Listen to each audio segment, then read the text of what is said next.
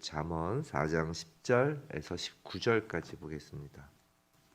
잠언 4장 10절에서 19절까지 보겠습니다.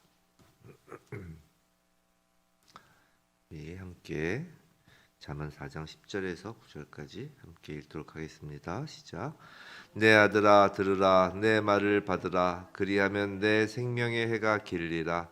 내가 지혜로운 길을 내게 가르쳤으며 정직한 길로 너를 인도하였은즉 다닐 때 내 걸음이 곤고하지 아니하겠고 달려갈 때 실족하지 아니하리라. 훈계를 굳게 잡아 놓치지 말고 지키라. 이것이 내 생명이니라. 사악한 자의 길에 들어가지 말며 악인의 길로 다니지 말지어다. 그의 길을 피하고 지나가지 말며 돌이켜 떠나갈지어다. 그들은 악을 행하지 못하면 자지 못하며 사람을 넘어뜨리지 못하면 잠이 오지 아니하며 불의의 떡을 먹으며 강포의 술을 마심이니라. 의인의 길은 돋는 햇살 같아서 크게 빛나 한낮의 광명에 이르거니와 악인의 길은 어둠 같아서 그가 걸려 넘어져도 그것이 무엇인지 깨닫지 못하느니라. 아멘. 지혜로운 길, 곧 정직한 길이라는 제목으로 오늘 잠언 말씀을 받을 때 정말 이 잠언 말씀 이것이 곧 이 안에 우리의 삶이 담겨서 잠언 말씀 안에 우리의 삶이 담겨서 정말 우리의 삶이 더욱 성결하고 정직한 삶으로 하나님께 산 제사로 드려지는 저희들의 삶이 되길 주님의 이름으로 축원합니다.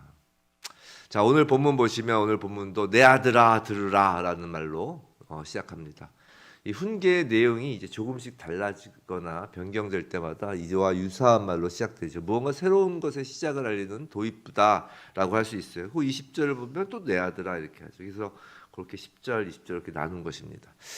자, 10절부터 19절까지 오늘 본문은 크게 둘로 나뉠 수가 있어요. 쭉 봐도 13절까지는 그 순종하는 자의 어떤 생명, 안전을 강조하고 있고 또 14절에서 19절까지는 보면 사악한 자의 길이라고 해서 이와 상반되게 생명과 안전을 주지 못하는 그 악인의 길에 대한 경계가 나오고 있습니다. 이렇게 크게 둘로 나뉘는데 먼저 10절을 보면 10절에서 내 아들아 들으라, 내 말을 받으라. 그리하면 내 생명의 해가 길리라라고 먼저 이렇게 딱 선포하듯이 먼저 딱 이야기해놓고 이제 시작을 하는 것이죠. 그래서 생명의 해가 길다. 뭐 장수와 관련된 표현이에요. 오래 사는 것. 근데 이런 장수와 관련된 구약의 표현은 사실 하나님께서 주시는 모든 축복, 하나님이 예수 그리스도 안에 담아놓으신 모든 부요함을 대표하는 표현이라고 보시면 됩니다. 우리가 전에 한번 말씀드렸죠. 그 구약의 그 어떤 아브라함의 그 재물, 뭐 구약의 어떤 그 장수함 이런 표현은 신약에는 없죠. 신약에는 그런 표현이 하나도 없다는 걸 우리는 알아야 돼요. 그게 무슨 말이냐면 그 구약 사람들만 장수시키고 하나님 잘 믿으면 뭐 부유하게 만들었다 그런 뜻이 아니라 오히려 구약이 그런 어떤 장수라든가 아니면 오래 삶 그다음에 부요함 그런 표현이 예수를 이렇게 그 표현하는 어떤 표현 방식이었다는 것이죠. 구약 시대에 그런 걸 보여줄 수 있는 건 그런 거밖에 없으니까 사람들이 딱 보고서 와 좋다 할 수 있는 건 그거밖에 없었으니까. 그래서 그렇습니다. 생명의 해가 길다라고 이야기를 하죠. 자, 오늘 솔로몬의 그 훈계의 내용은 이제 본격적으로 11절입니다. 11절. 내가 지혜로운 길을 내게 가르쳤으며 정직한 길로 너를 인도하였은즉이라고요. 자, 여기서 지혜로운 길은 무슨 말이냐면 지혜로 인도하는 삶의 방식이란 뜻이에요. 즉 지혜로운 길이라는 것은 지금 지혜가 있고 그 지혜까지 가는 그쪽으로 인도하는 삶의 방식이라는 것이죠. 지금 솔로몬은 아들에게 지혜로 인도하는 삶의 방식을 지금 가르치고 있는 것이에요. 지혜를 진리라고 표현해도 좋을 것입니다. 주일 설교에서 뭐라고 하였죠? 진리가 곧 예수라고 하였죠. 그렇다면 지혜로 인도하는 삶의 방식, 지혜로운 길을 너에게 가르쳐줬다. 자, 지혜를 향하여 너가 갈 수 있는 길을 가르쳐줬다는 건 뭐냐면 다름 아니라 예수께 인도하는 삶의 방식을 지금 알려주겠다는 것이라고 보면 돼요. 사실 우리가 지혜로운 길이라는 건 다름 아니라 제가 시작할 때 말씀드렸던 것처럼 축원합니다라고 했던 것처럼 우리의 삶을 산 제사로 드리는 것이에요. 우리의 삶을 산 제사로 드린다는 게 무엇이에요? 우리가 바로 예수 그리스도 안으로 점점 들어가는 것이죠. 즉 예수께 인도하는 삶의 방식을 따르는 것이에요. 그렇다면 그 길, 예수께 인도하는 삶의 방식이란 무엇인가? 바로 정직한 길이다라는 것이에요. 정직. 자, 정직은 좁은 의미로는 거짓말, 거짓된 행동을 하지 않는 것을 의미하죠. 또 넓게 보면 하나님의 기준에서 벗어나지 않는 삶입니다. 이번 주 주일 설교 다시 말씀드리면 요한복음 8장 31절 32절 너희가 내 말에 거하면 참으로 내 제자가 되고 진리를 알지니 진리가 너희를 자유롭게 하리라 라는 말씀을 드렸었죠. 말씀을 하셨죠. 주님께서 그 하나님 말씀 안에 거하는 것, 바로 하나님 말씀에서 벗어나지 않는 삶, 그것이 정직한 길인 것이에요. 정말 정직이 우리를 자유롭게 하죠. 정직이. 근데 오늘은 좁은 의미에서의 그 정직한 길에 대해서 한번 생각해 보겠습니다. 너무 광범위하게 하면 우리가 그날 하루에 우리가 실천하고 우리가 정말 말씀에 따라 사는 것을 적용하기 쉽지 않기 때문에 막연하잖아요. 하나님의 말씀에 따르자 이렇게 하면 너무 추상적으로 생각이 되니까 오늘은 정직하게 살자, 이것이 오늘의 주제입니다. 정직하게 살자. 좁은 의미에서. 근데 그 좁은 의미에서 정직하게 사는 것도 사실 결코 쉽지 않습니다. 특히 거짓이 사람들에게 발각될 가능성이 적으면 적을수록 더욱 정직하기 어렵죠. 그죠? 제가 제 얘기는 참 안 하는데, 제가 제 얘기를 잘 안 하는 이유는 제가 얘기하면 저에 대해서 너무 실망들 하실까 봐 제 얘기를 안 하는 거예요. 제가 얼마 전에 식당에서, 근데 이걸 어제 설교 준비하면서 며칠 전에 쓰던 이 자꾸만 떠오르는 거예요. 그래서 이거를 목사가 이걸 정말 간증이랍시고 할까 말까 고민하다가 합니다. 얼마 전에 식당에서 혼자 밥을 먹었는데, 저는 주로 점심도 혼자 많이 먹어요. 근데 식당에서 식사값을 이제 카드로 결제를 했는데, 카드 딱 결제하잖아요. 이제 주인이 카드 결제하는데 카드 단말기에서 영수증이 출력되지 않는 거예요. 근데 주인께서 이상하다? 그러면 다시 카드를 또 결제하자고 하시는 거예요. 근데 제가 딱 그때 핸드폰을 보니까 그 핸드폰에 이제 결제가 되면 이제 문자가 땅 뜨잖아요. 땅 그게 뜬 거예요. 출금되었다고. 근데 제가 결제됐는데요? 그거 이제 보여줬죠. 그러니까 이제 주인께서는 그래요? 그렇군요. 보이니까 가끔 단말기가 이렇게 영수증이 출력 안 되고 이상할 때가 있다고. 그러니까 그 단말기에서 안 됐습니다. 그런 표시가 나온 것도 아니고 그냥 영수증만 안 나온 거예요. 그러니까 영수증만 안 나왔나 보다 이렇게 생각했죠. 저도 당연히 결제가 되었다고 생각하고 식당을 나왔어요. 그 시기가 좀 지났어요. 근데 제가 핸드폰을 자주 보지 않는 편이거든요. 그래서 성도님들 이해해 주세요. 제가 저한테 카톡이나 연락을 했는데 한 몇 시간 후에 제가 이렇게 오는 경우가 있어요. 그래서 핸드폰을 자주 안 봅니다. 제가 핸드폰을 봤어요. 근데 웬걸 아까 그 출금된 금액이 한 몇 분 후에 다시 입금이 돼 있는 거예요. 그러니까 이 결제가 취소가 된 거죠. 뭔가 그 단말기에서 문제가 생겨서 식당까지 돌아가려면 좀 꽤 거리가 있었습니다. 순간 정말 0.001초 모른 척할까 하는 마음을 제가 먹었을까요? 안 먹었을까요? 큰 금액도 아니었어요. 10,000원도 안 됐어요. 10,000원도. 근데 그런 마음이 쑥 올라오는 마음이 들었다라는 그 사실 자체에 대해서 제가 소스라치게 놀랐습니다. 정말 그리고 곧바로 거기서 더 머뭇거리다가는 정말 저 자신에게도 너무 실망할 것 같아가지고 곧바로 뒤도 안 돌아보고 식당에 가서 다시 결제를 했어요. 그런 일 있잖아요, 사실. 우리가 잔돈 이렇게 했는데 식당이나 어디서 잔돈 계산했는데 잘못 계산해서 더 많이 받은 경우. 몇만 원 이렇게 큰 돈이면 하는데 100원, 200원 그것 때문에 사실 돌아가기 참 애매할 때도 있잖아요. 그냥 모른 채 할 수도 있죠. 근데 그게 사소한 것이 아니라는 것이에요. 그렇게 거짓은 언제라도 크건 작던 우리 마음을 휘젓고 유혹을 합니다. 그런 잔돈에서 시작해서 또 우리 세금 적게 내려고 거짓말 많이 하죠. 거짓을 많이 행하죠. 또 너무 고지고대로 하면 어리석은 사람이 되고 맙니다. 학교 시험에서도 부정행위가 심심찮게 벌어지죠. 몇 년 전 세상을 떠들썩하게 했던 고위직 자녀들의 그 부정 입학을 우리는 보았어요. 그리고 다 그때 한 얘기가 그러잖아요. 그걸 또 옹호하는 사람들, 당신 같았으면 안 그랬겠냐고. 그 말을 또 공공연하게 또 옹호를 하잖아요. 그걸 또 옹호하는 사람들은. 그러면서 또 우리 자신에게 물어보죠. 내가 만약에 저 위치라면 안 그랬을까? 그래서 나라면 뭐 그랬을까? 그만큼 이게 양비론을 가지면서 아주 거짓이 이렇게 또 거짓이 아니 뭐 괜찮은 것처럼.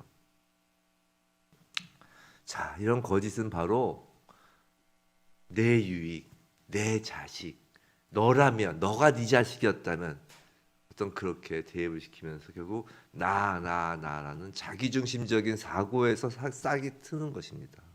바로 그 거짓은. 그렇다면 그 정직으로 예수를 향하여 가는 길을 걸으면 그 유익이 무엇일까요? 그것이 12절이에요. 12절 다닐 때 내 걸음이 공고하지 아니하겠고 달려갈 때 실족하지 아니하리라. 여기서 보면 다닐 때와 달려갈 때로 두 가지 상황을 제시하고 있죠. 그죠? 앞에서는 다닐 때, 그다음에 달려갈 때. 여기서 다닐 때란 일상적인 삶, 매일매일의 평범한 삶을 상징적으로 표현하는 것이에요. 그러니까 아까 이야기한 거죠. 식당에서 나왔는데 다시 결제가 안 돼가지고 그런 어떤 일상적인 삶. 만약에 제가 그때 결제 안 하고 나 몰라라고 갔으면 얼마나 제가 괴로웠겠어요. 정말 밤까지. 그 다음에 그 다음날 갔을 거예요. 그 만약에 괴로워서 밤에도 괴로워가지고 다음날이라도 갔을 거예요. 아우 그건 밤새 못 잤을 거 아니에요. 여하튼 그 다닐 때라는 그 매일매일 평범한 삶을 이야기하는 것이고 달려갈 때라는 건 위급하고 어려운 시련의 때를 상징하는 것이에요. 자, 정직하게 살려고 하면 일상의 삶이 곤고하지 않다라는 것이에요. 그래서 곤고하다라는 말은 좁고 답답하다라는 의미인데 생각해 보세요. 아까 말씀드린 것처럼 거짓으로 살면 늘 전전긍긍하고 불안한 것이에요. 정직하지 않게 산 사람들이 잘 살고 떵떵거릴 수 있어요. 근데 얼마나 전전긍긍하겠어요. 정직하게 살 때 두 발 뻗고 잘 수 있는 것입니다.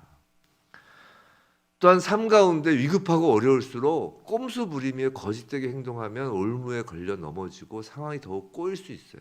어려울수록 꼼수 부리는 것이 아니라 정면 돌파하는 것이 좋을 때가 많습니다. 정면 돌파할 것이냐 아니면 피할 것이냐는 거예요. 사실 어려운 상황을 만나면 도망치거나 정면 돌파하는 것입니다.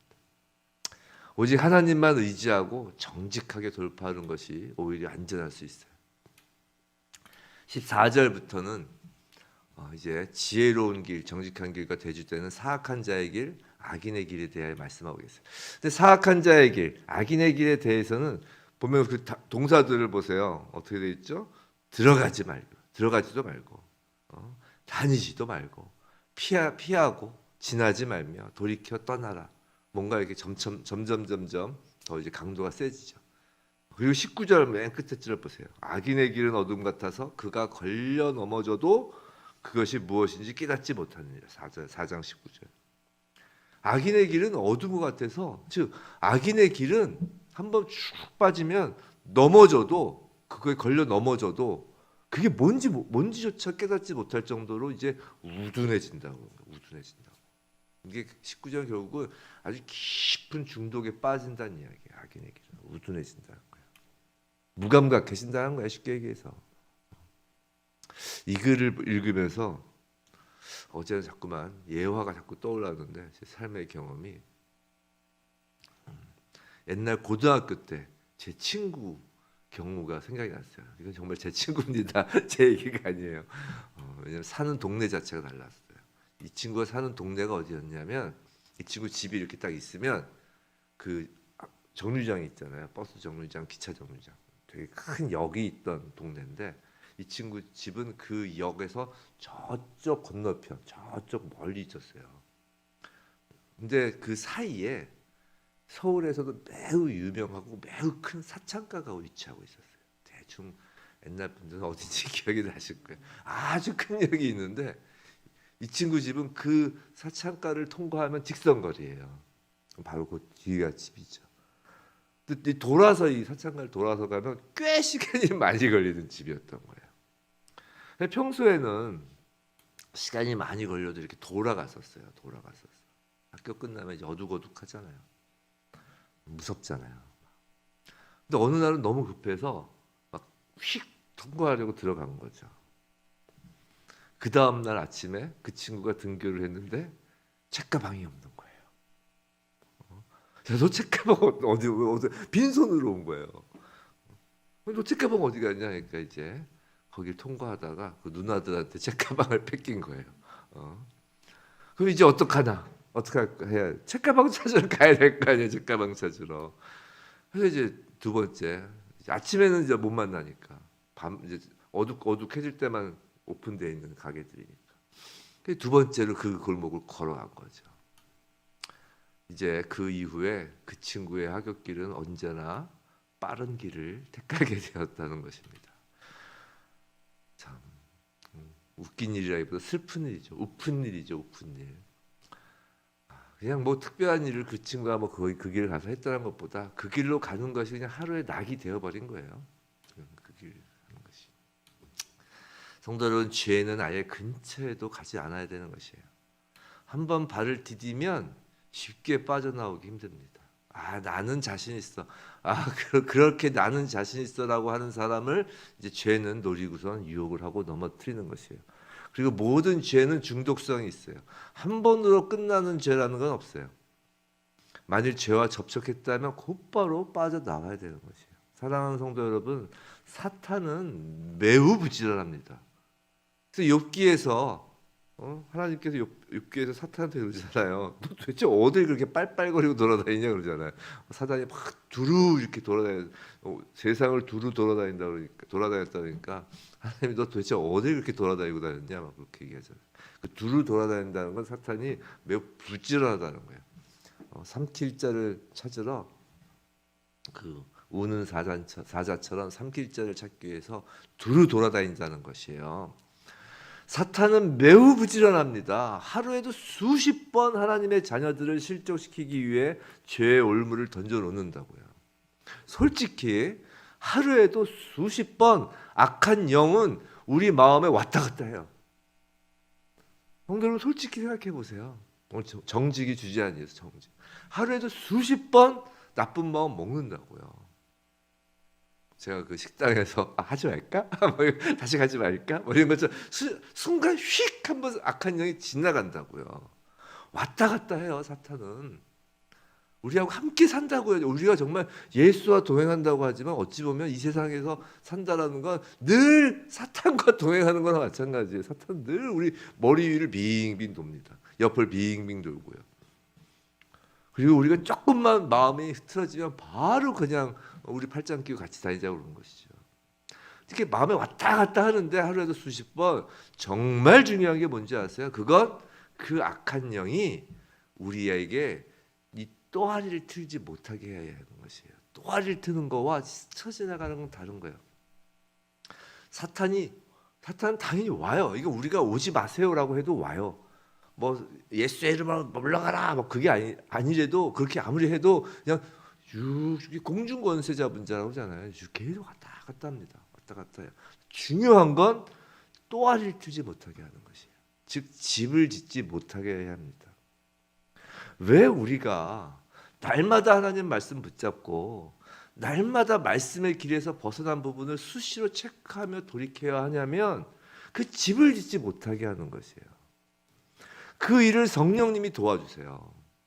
사탄과의 그 어떤 전쟁, 사탄을 다루는 방법은 우리는 못해요. 우리는 그 육에 갇힌 인간이기 때문에 그 영의 존재, 영만으로 되어 있는 존재인 사탄에 대해서는 우리가 할 수 있는 방법이 사실 별로 없어요. 오직 또 영이신 성령님께서 그 일을 하셔야 된다고요. 그래서 기도하는 거예요. 그래서 내가 해야지. 그래서 아까 했잖아요. 난 절대 저런 데 유혹에 넘어가지 않아 라는 사람을 사탄이 넘어뜨리려고 한다니까요. 할 수 있는 건 영으로 성령님이 도와주시는 것밖에 방법이 없어요. 그래서 기도해야 하는 것입니다. 우리가 정직하려면 정직해야지라는 마음의 결단 중요합니다. 근데 그 마음의 결단을 계속 유지시키는 건 말씀 붙잡고 기도하는 거예요. 기도할 때 성령께서 우리가 돌이켜야 할 것을 알려주시고 돌이킬 마음을 주시는 것입니다. 그 마음조차. 성도 여러분, 하나님은 세상 윤리와 도덕보다 훨씬 높은 수준을 요구하세요. 정직도 마찬가지입니다. 그렇기 때문에 세상 윤리와 도덕보다 훨씬 높은 수준의 정직을 요구하시기 때문에 인간의 의지나 인격의 훌륭함만으로는 도달할 수 없는 것을 요구하신다고요.